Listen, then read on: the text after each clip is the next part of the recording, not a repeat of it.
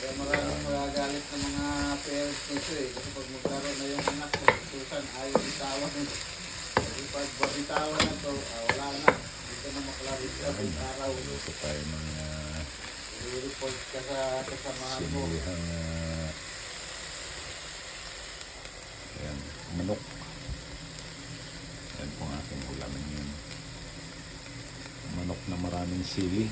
Oh.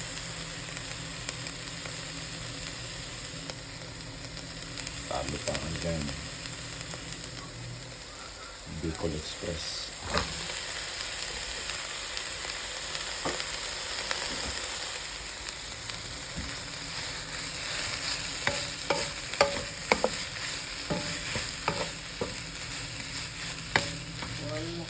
Ayan po ang aking kakainin ngayon.